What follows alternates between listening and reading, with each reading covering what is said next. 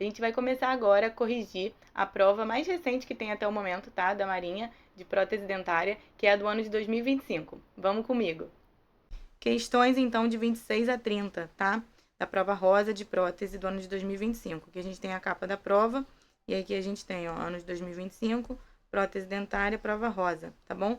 Poderia ser que a gente quisesse usar a prova amarela, mas a gente optou aqui por seguir a ordem das questões da prova rosa, tá? Então, questão 26, que é a primeira questão aí de prótese específica.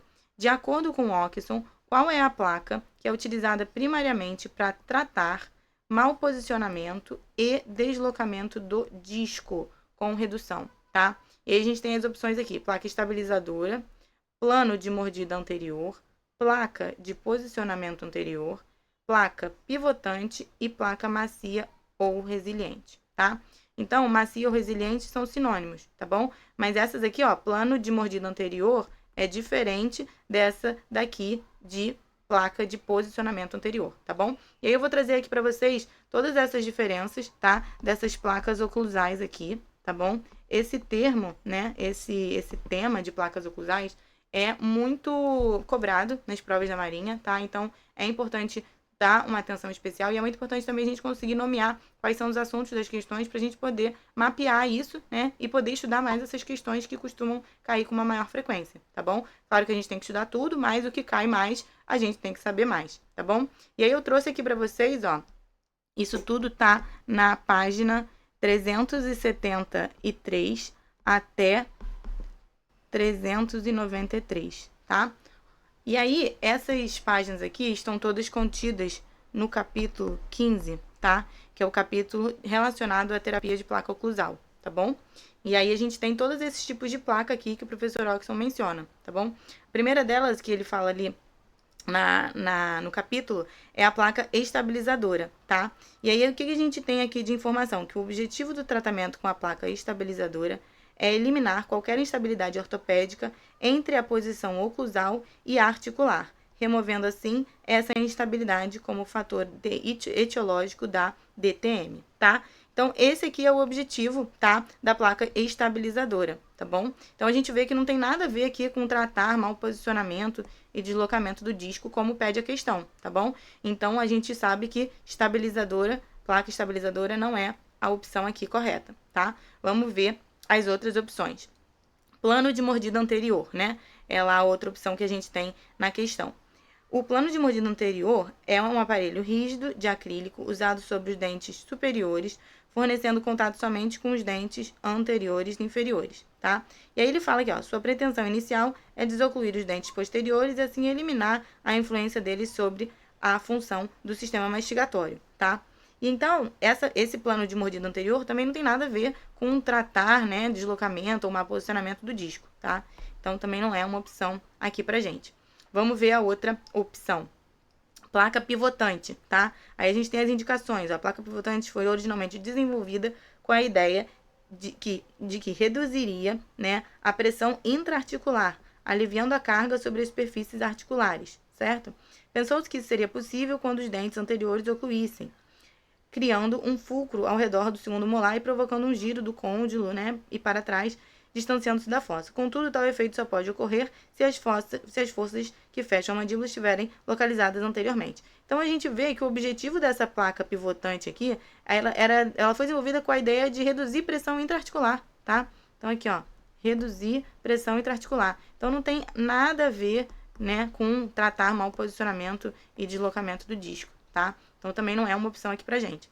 Vamos ver a placa macia ou resiliente, tá? A placa macia, ó, elas têm, né, indicações, né, para diversas situações e, infelizmente, existem poucas evidências que sustentam o uso delas, tá? Mas aqui, ó, tá dizendo que a indicação mais comum e bem substanciada e com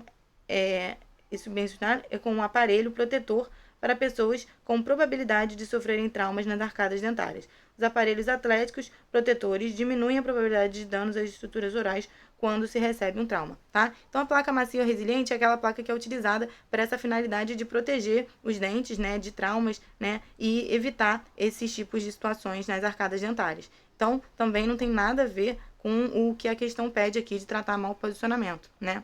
Então, vamos ver se essa aqui, ó, placa de posicionamento anterior, tá? A gente tem essa opção lá nas alternativas. E aí, o autor fala o seguinte, que é um dispositivo intraoclusal, né? E a gente já sabe que estimula a mandíbula. E aí ele fala também, ó, sobre a indicação, né? Ela pode ser útil para o tratamento de certos transtornos de desarranjo de disco, porque o posicionamento anterior do côndilo pode ajudar a fornecer uma melhor relação côndilo-disco, estabelecendo assim uma melhor condição para adaptação ou reparo tecidual, tá? Então, a gente tem essa informação aqui relacionada à placa de posicionamento anterior, que é exatamente o que a questão pede, tá? Então, isso aqui é o que está sendo cobrado na questão. Então, a nossa resposta é a placa de posicionamento anterior, tá? E aí, pessoal, vale se ligar aqui no que está escrito, ó, aqui no final. O objetivo do tratamento não é alterar permanentemente, tá, a posição mandibular. Então, não é, mas somente alterá-la temporariamente, tá bom? Para melhorar a adaptação dos tecidos retrodiscais. Tá? Então, se por acaso numa próxima questão vier perguntando sobre isso, né, do objetivo do tratamento ser permanente, né, gerar uma alteração permanente da posição mandibular, e aí falar que isso é verdadeiro, a gente sabe que isso é falso, né, não tá certo.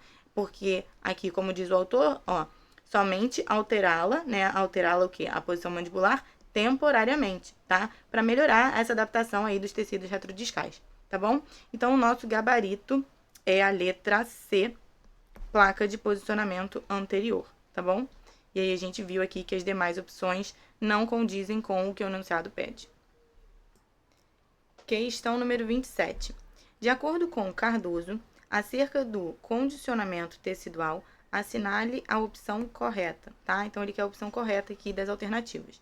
Então, se é o livro do professor Cardoso, é um livro que está relacionado à prótese sobre implante, tá? Coloquei aqui PSE. E aí, o que a gente tem aqui nas alternativas?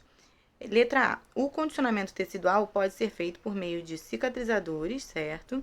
De análogos. Análogos não, né? A gente não vai fazer o condicionamento tecidual por meio de análogos. Ou de próteses provisórias, né? Tá certo. Você vai utilizar os cicatrizadores ou as próteses provisórias para fazer esse condicionamento tecidual ali do tecido, tá? Então, a gente tem essa aqui, né? Essa resposta logo na primeira parte aqui, ó, do livro do professor Cardoso, que ele tem uma parte no livro, né, que é da página do livro que fala justamente sobre isso, tá? E aí a gente tem aqui as informações, ó. Isso pode ser feito através de cicatrizadores ou, principalmente, pelas próprias próteses provisórias, tá bom? Então, a gente tem aqui a resposta da letra A, tá errado porque não tem análogos, tá bom? Então, não é a opção correta aqui, a gente não vai marcar a letra A. Letra B. Os cicatrizadores utilizados para condicionamento tecidual são aqueles cujo perfil de emergência é convergente? Não, né, gente? É divergente, tá? O autor fala que esse perfil de emergência é divergente, então é isso, tá? Não é convergente. Faz todo sentido, né? A gente não vai utilizar um perfil de emergência convergente, né? Então, tá errado, não é a opção letra B a resposta correta aí da nossa questão. Letra C. O tecido pressionado pela prótese provisória formará uma isquemia moderada acentuada? Esse detalhe aqui é muito específico, né? Mas o professor escreve aqui, ó, que o tecido pressionado formará uma isquemia leve e a vascularização deverá voltar ao normal após 5 a 10 minutos, tá? Então, se é leve, não é moderada acentuada, tá? Então, aqui tá errado, tá bom? Letra D. É indicado realizar o procedimento de condicionamento tecidual apenas uma vez? Não, né? O autor aqui, ele fala, ó, caso não esteja como desejado, acrescentar mais resina acrílica, moldando a anatomia da raiz do dente desejado. Reinstalar na boca o tecido mole pressionado, mais uma vez, ficará levemente isquêmico. Esperar 1 ou 2 semanas e verificar novamente a anatomia obtida, tá? Então, a gente não vai fazer o condicionamento tecidual somente uma vez, né? Apenas uma vez. A gente vai justamente fazer outras vezes, né? Para realmente deixar o tecido da forma que a gente gostaria, tá? Então, só sobrou aqui a letra E, né? Deve ser o nosso gabarito. Depois de pressionado, a vascularização do tecido deverá voltar ao normal após 5 a 10 minutos. É aqui, ó, o que está escrito no livro do professor Cardoso. Tecido pressionado formará uma isquemia leve e a vascularização deverá voltar ao normal após 5 a 10 minutos. Vascularização do tecido deverá voltar ao normal após 5 a 10 minutos, tá? Então, tá certo, nosso gabarito aí, letra E. Questão número 28. Assinale a opção que apresenta os 4 estágios da reação de polimerização por adição, de acordo com a nos ápice e colaboradores, tá? Então, a gente tem aqui o livro de materiais dentários, né, que está sendo cobrado nessa questão, e a gente tem um capítulo de polímeros dentários, tá? Esse capítulo, na página 101 dele, tem exatamente esse trecho aqui que eu retirei do livro, tá? Então, página 101, tá escrito aqui, ó, estágios da polimerização por adição de monômeros vinílicos, né? A gente sabe que o silicone de adição é o polivinilsiloxano, então ele tem, né, ele contém monômeros vinílicos aí na reação, e a reação de polimerização por adição apresenta 4 estágios, tá? Indução, propagação, transferência de cadeia e terminação, beleza?